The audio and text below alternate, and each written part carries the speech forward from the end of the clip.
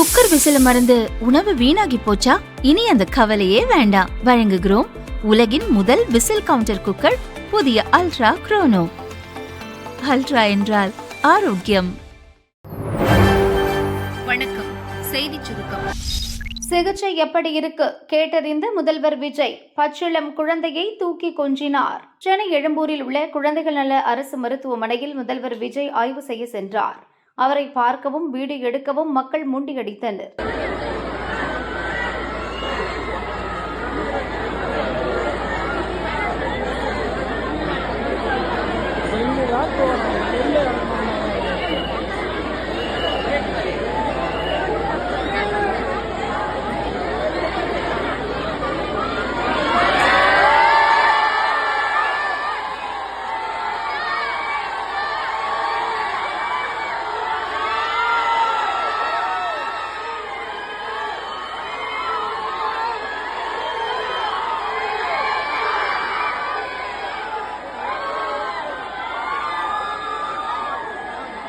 குழந்தைகள் நல மருத்துவமனையின் பல்வேறு பிரிவுகளை முதல்வர் விஜய் பார்வையிட்டார். பச்சிளம் குழந்தையை தூக்கி கொஞ்சினார். குழந்தை பெற்ற தாய்மார்களிடம் மருத்துவ சிகிச்சைகள், மருத்துவ சேவை வசதிகள் எப்படி இருக்கிறது என்பது பற்றியெல்லாம் கேட்டறிந்தார்.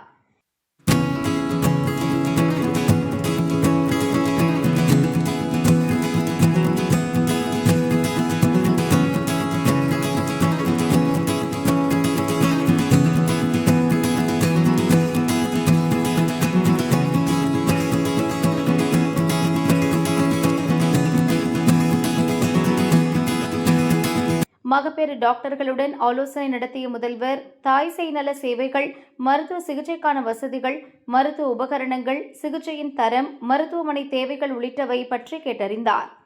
மக்களுக்கு தரமான, விரைவான மருத்துவ சேவை வழங்குவதை உறுதி செய்ய நடவடிக்கை எடுக்க அதிகாரிகளுக்கு அறிவுறுத்தினார். குதிரை பேரம், செந்திலுக்கு முன்ஜாமீன், ஆனால் ஒரு கண்டிஷன். தாவேக எம்எல்ஏ இளையராஜாவிடம் குதிரை பேரம் நடத்திய வழக்கில் முன்ஜாமீன் கோரி திமுக முன்னாள் அமைச்சர் செந்தில் பாலாஜி, அவரது தம்பி அசோக்குமார் சென்னை ஹைகோர்ட்டில் மனு தாக்கல் செய்தனர். நீதிபதி ஜி.கே. இளந்திரையன் முன்னிலையில் மனு விசாரணைக்கு வந்தது. செந்தில் தரப்பில் ஆஜரான வக்கீல் இளங்கோ, சம்பவத்துக்கும் செந்தில் பாலாஜிக்கும் எந்த தொடர்பும் இல்லை என்றார். குதிரை பேரம் தொடர்பாக எந்த தொலைபேசி அழைப்புகளும் ரெக்கார்ட் செய்யப்படவில்லை. சம்பவம் நடந்ததாக போலீஸ் சொல்லும் தேதிக்கு 2 நாள் பிறகுதான் புகார் கொடுக்கப்பட்டிருக்கிறது.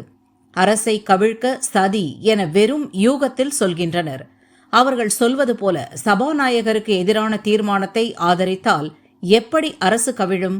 கரூர் இடைத்தேர்தல் நடக்க இருக்கும் நிலையில் செந்தில் பாலாஜியை கட்சி வேலை செய்ய விடாமல் தடுக்கவே இந்த வழக்கு பதிவு செய்யப்பட்டுள்ளது. விசாரணைக்கு முழு ஒத்துழைப்பு வழங்கப்படும் என்று செந்தில் வக்கீல் கூறினார்.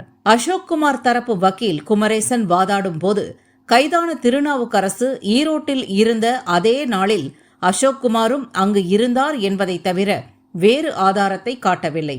இருவரும் சந்தித்தார்களா இல்லையா என்பது கூட எஃப்ஐஆரில் இல்லை. எப்போதெல்லாம் செந்தில் மீது வழக்கு பதிவு செய்கிறார்களோ அப்போதெல்லாம் தம்பி மீதும் சேர்த்தே வழக்கு போடுகின்றனர். தாவேகவுக்கு இப்போது பெரும்பான்மை உள்ளது. திமுகவுக்கு 59 எம்எல்ஏக்கள் தான் இருக்கின்றனர். பிறகு எப்படி ஆட்சியை கவிழ்க்க முடியும்? 35 கோடி ரூபாய் பேரம் நடந்தது என்பது வெறும் யூகம்தான் என்று வாதிட்டார். போலீஸ் தரப்பில் ஆஜரான அரசு தரப்பு வக்கீல் ஜான் சத்யன், கைதாகியுள்ள 9 பேரில் 2 பேர் கரூரைச் சேர்ந்தவர்கள். முக்கிய நபர்கள் கிண்டி தனியார் ஹோட்டலில் 3 நாள் தங்கியிருந்து சதி தீட்டியுள்ளனர். எம்எல்ஏ இளையராஜாவிடம் கைதான திருநாவுக்கரசு பேசியுள்ளார். வலுவான ஆதாரங்கள் உள்ளன. சம்மன் அனுப்பியும் செந்தில், அவரது தம்பி ஆஜராகவில்லை. இது சாதாரண வழக்கு இல்லை. மக்கள் பிரதிநிதியிடம் பேரம் பேசியுள்ளனர். இவர்களுக்கு தொடர்பு இருப்பதற்கான முதல் கட்ட ஆதாரங்கள் உள்ளன. ஹவாலா பணமும் கைமாறியிருக்கிறது. எனவே முன்ஜாமீன் வழங்கக்கூடாது என்று அரசு வக்கீல் வாதம் செய்தார். அனைத்து தரப்பு வாதங்களையும் கேட்ட நீதிபதி செந்திலுக்கும் அவரது தம்பிக்கும் நிபந்தனையுடன் முன்ஜாமீன் வழங்கி உத்தரவிட்டார். வழக்கு பதிவு செய்யப்பட்ட திருவல்லிக்கேணி போலீஸ் ஸ்டேஷனில் தினமும் காலை மாலை விசாரணை அதிகாரி முன்பு ஆஜராக வேண்டும் என்று 2 பேருக்கும் நிபந்தனை விதித்தார். 9619222999 2299 96192 92299 அப்படிங்கிற நம்பரை நீங்கள் எல்லா மக்களும் நீங்கள் தயவு செய்து இப்போவே நீங்கள் சேவ் பண்ணிக்கோங்க. நலம் ஏ அப்படிங்கிற பேரில் நீங்கள் சேவ் பண்ணிக்கோங்க. 22 மாவட்டங்களில் இன்றைக்கி அறிமுகம் செய்கிறோம். இப்போ பார்த்தீங்கன்னா 22 மாவட்டங்களில் அங்கே இருக்கிற அனைத்து அரசு மருத்துவமனைகளும் இதில் மேப் ஆகிருக்கு. அதில் மாவட்டங்கள் பெயரை படிச்சிடறேன். நாமக்கல், கிருஷ்ணகிரி, கள்ளக்குறிச்சி, விருதுநகர், ராமநாதபுரம், திருநெல்வேலி, தென்காசி, சேலம், நாகப்பட்டினம், திருப்பூர், அரியலூர், பெரம்பலூர், ராணிப்பேட், காஞ்சிபுரம், திருவள்ளூர், திருவண்ணாமலை, சென்னை, திண்டுக்கல், மயிலாடுதுறை, திருப்பத்தூர், கன்னியாகுமரி, செங்கல்பட்டு. இந்த மாவட்டங்களில் இந்த சேவையை யூஸ் பண்ணி நீங்கள் ஓபி சீட்டை நீங்கள் ஆன்லைனில் ஜென்ரேட் பண்ணிக்கலாம். உங்கள் வாட்ஸ்அப் மூலமாகவே நீங்கள் ஜென்ரேட் பண்ணிக்கலாம். நீங்கள் க்யூவில் நிற்கணும்னு அவசியம் கிடையாது. டைரெக்டாக நீங்கள் மருத்துவ அந்த ஓபி சீட்டில் இருக்கும், அதை யூஸ் பண்ணி நீங்கள் போய்க்கலாம். நம்ம இந்த எம்எம்சியில் என்ன அறிமுகப்படுத்தியிருக்குன்னா, இதை போக அப்பாயின்மெண்ட் ஃபிக்ஸ் பண்ணுறது மட்டும் இப்போ சென்னையில் எம்எம்சியில் இருக்கிற நெஞ்சக நோய் பிரிவில் இந்த ரெஸ்பிரேட்டரி மெடிசன் டிபார்ட்மெண்ட்டில் இதற்கு கூடுதலாக அப்பாயின்மெண்ட் டேட்டு டைமை மட்டும் இங்கே எம்எம்சியில் ஃபிக்ஸ் பண்ணுறதுக்கான சேவையை இங்கே பண்ணியிருக்கோம். மற்றபடி 22 மாவட்டங்கள்லேயும் நீங்கள் ஓபி சீட் நீங்கள் க்யூவில் நிற்க வேண்டிய அவசியம் இல்லை. நீங்கள் வீட்டில் இருந்தபடியே இந்த வாட்ஸ்அப் சேட் மூலமாக நீங்கள் ஓபி சீட்டை ஜென்ரேட் பண்ணிவிட்டு நேரடியாக நீ மருத்துவரை பார்க்க போயிடலாம். இப்போ வாட்ஸ்அப் எங்கிட்ட இல்லை, ஸ்மார்ட் ஃபோன் இல்லை அப்படின்னா கவலை இல்லை. உங்கள் குடும்பத்தில் யாரோ ஒருத்தர் இருந்தாலும் உங்களுக்கு அந்த சேட்பாட் மூலமாக உங்களுக்கும் இப்போ ஓபி சீட் எடுத்துக்கலாம், உங்கள் குடும்ப உறுப்பினர்களுக்கும் எடுத்துக்கலாம். சரி, உங்கள் குடும்பத்திலே யாருக்கும் இல்லைனா கூட உங்கள் நண்பர்கள் பக்கத்து உங்கள் ஏரியாவில் யார் இருந்தாலும் இதன் மூலமாக இந்த ஓபி சீட் எடுத்துக்கலாம். இப்போ நான் இதை பண்ணி பார்த்தேன். ஆதார் நம்பர் அவசியம் இல்லை.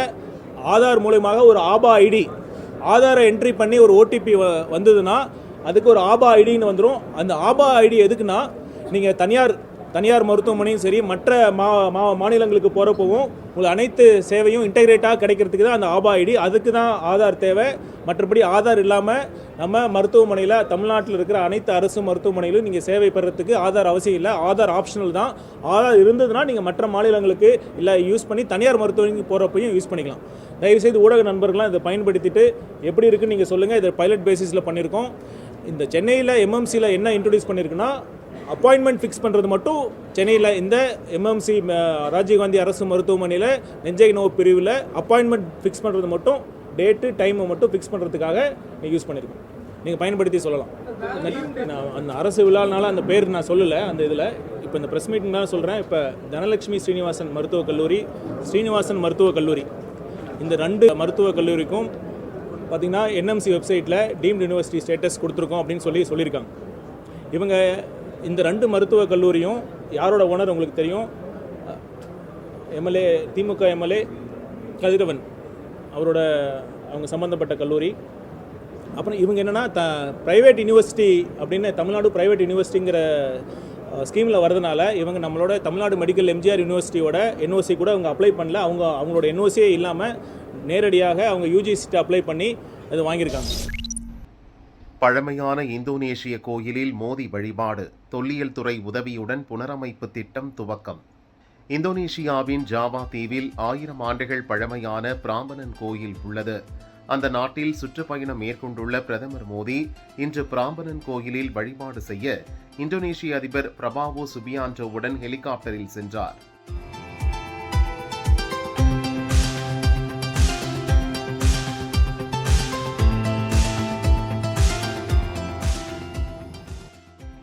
ஹெலிகாப்டரில் கோயிலுக்கு சென்ற இருவரும் பயணத்தின் போது வானிலிருந்து பிராம்பனன் கோயில் கோபுர அமைப்புகளை பார்த்து ரசித்தனர்.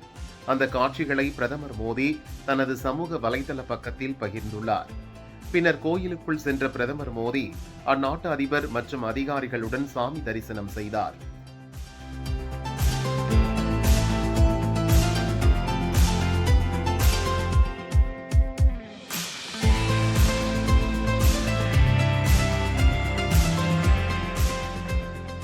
இதையடுத்து இந்திய தொல்லியல் துறையின் உதவியுடன் நடக்கும் கோயில் புனரமைப்பு மற்றும் பாதுகாப்பு திட்டத்தை இரு நாட்டு தலைவர்கள் இணைந்து தொடங்கி வைத்தனர். அப்போது பத்திரிகையாளர்களை சந்தித்த பிரதமர் மோடி கூறியதாவது: சிவனுடன் தொடர்பு கொள்வதற்கான வாய்ப்பு எனக்கு அடிக்கடி கிடைப்பது நற்பேறு. நான் குஜராத்தின் வத்நகரில் பிறந்தவன். அங்குள்ள ஹட்கேஸ்வர் மகாதேவர் கோயில் மிகவும் புனிதமான தலம். அதேபோல் குஜராத்தில் உள்ள சோமநாதர் கோயில் 12 ஜோதிர்லிங்கங்களில் முதன்மையானது. காசி விஸ்வநாதரின் அருள் எப்போதும் என்னுடன் உள்ளது. இன்று 1000 ஆண்டுகள் பழமையான பிராம்பணன் கோயிலில் வழிபட்டதை என் வாழ்வின் மிகப்பெரிய பாக்கியமாக கருதுகிறேன். நான் இந்தோனேஷியாவில் 3 நாட்களாக உள்ளேன். இந்நாட்டு மக்களின் வாழ்க்கை முறை, அவர்களின் உரையாடல் மற்றும் கலாச்சாரத்தில் இந்தியாவின் நறுமணத்தை உணர முடிகிறது. நமது இரு நாடுகளையும் கலாச்சார பாரம்பரியமே இணைக்கிறது. அந்த பாரம்பரியத்தை இவ்வளவு சிறப்பாக பாதுகாத்து வரும் இந்தோனேஷிய மக்களுக்கு எனது மனமார்ந்த நன்றியை தெரிவித்துக் கொள்கிறேன் என்று மோடி கூறினார். मेरा सद्भाग्य है, कहीं न कहीं मुझे शिव जी के साथ जुड़ने का अवसर मिल ही जाता है. मेरा जन्म वड़नगर में हुआ. हाटकेश्वर महादेव एक बहुत बड़ा तीर्थ क्षेत्र है. सोमनाथ द्वादश ज्योतिर्लिंग में सबसे पहला ज्योतिर्लिंग जो गुजरात की धरती पर है और जिसकी विकास में भी मेरी सीधी जिम्मेवारी है. இதையடுத்து இந்தோனேஷிய பயணத்தை முடித்துக் கொண்டு பிரதமர் மோடி ஆஸ்திரேலியாவுக்கு புறப்பட்டுச் சென்றார். ராக்கெட் என்ஜின் சோதனை சக்சஸ். திருநெல்வேலி மகேந்திரகிரியில் உள்ள இஸ்ரோ உந்துவிசை வளாகத்தில் LVM-3M7 ராக்கெட் ஏவுதலுக்காக தயாரிக்கப்பட்ட கிரையோஜெனிக் என்ஜின் சோதனை வெற்றிகரமாக நடத்தப்பட்டது. புதிதாக உருவாக்கப்பட்ட நாசில் பாதுகாப்பு அமைப்பு முதன்முறையாக இந்த சோதனையில் பயன்படுத்தப்பட்டது.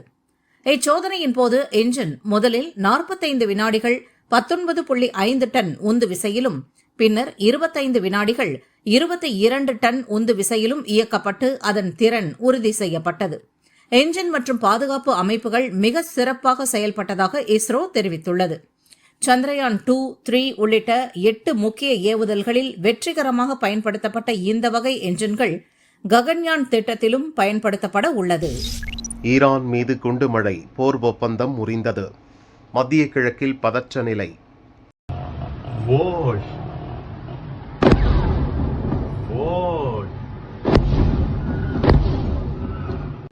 மூன்று வாரங்களுக்கு முன்பு அமெரிக்கா ஈரான் இடையே போடப்பட்ட இடைக்கால போர் நிறுத்த ஒப்பந்தம் இப்போது முடிவுக்கு வந்துவிட்டதாக அதிபர் ட்ரம்ப் அறிவித்திருப்பது அதிர்ச்சியை ஏற்படுத்தியுள்ளது. உலகின் 20% எரிபொருள் வர்த்தகம் நடக்கும் ஹார்முஸ் ஜலசந்தி சில நாட்களுக்கு முன்புதான் மீண்டும் திறக்கப்பட்டது. அனைத்து நாடுகளின் வர்த்தக கப்பல்களும் அந்த வழியாக வழக்கம் போல் சென்று வர ஆரம்பித்த நிலையில் திடீரென 3 கப்பல்கள் மீது ஈரான் குண்டு வீசியது பதற்றத்தை உண்டு பண்ணியது. தாங்கள் அனுமதித்த வழித்தடத்தை மீறி வேறு பாதையில் சென்றதால்தான் குண்டு வீசினோம் என்றது ஈரான். போர் நிறுத்த ஒப்பந்தத்தை ஈரான் மீறியதாக கூறி அந்த நாட்டின் மீது செவ்வாய்க்கிழமை இரவில் மத்திய கிழக்கில் உள்ள அமெரிக்க படைகள் சரமாரியாக குண்டு வீசின. ஹார்முஸை ஒட்டிய தீவு பகுதிகள், ஏவுகணை தடுப்பு கவசங்கள், ஏவுதளங்கள் மற்றும் 60 படகுகளை குண்டு வீசி அழித்ததாக அமெரிக்கா சொன்னது. ஈரானின் உச்ச தலைவர் கமேனிக்கு இறுதிச் சடங்கு நடந்து கொண்டிருந்த அதே நேரத்தில்தான் அமெரிக்க படைகள் குண்டு வீசின. தாக்குதல் நடத்திய கையோடு போர் நிறுத்த ஒப்பந்தம் முறிந்து போய்விட்டதாக அதிபர் ட்ரம்ப் அறிவித்தார். அவர் கூறுகையில், ஈரான் போர் நிறுத்த ஒப்பந்தம் முடிந்துவிட்டது. ஈரான் தலைவர்கள் மனநலம் பாதிக்கப்பட்டவர்கள், வன்முறை மனநிலை உடையவர்கள். அணு ஆயுதம் மட்டும் அவர்களிடம் இருந்திருந்தால் பல நாடுகளை அழித்திருப்பார்கள். அவர்களிடம் பேசுவது நேர விரயம் என்றார். ட்ரம்பின் இந்த அறிவிப்பு வெளியான உடனே கச்சா எண்ணெய் விலை 3% உயர்ந்தது. மத்திய கிழக்கில் மீண்டும் போர் பதற்றம் நிலவுவதால் மறுபடியும் கச்சா எண்ணெய் தட்டுப்பாடு அபாயம் ஏற்பட்டுள்ளது.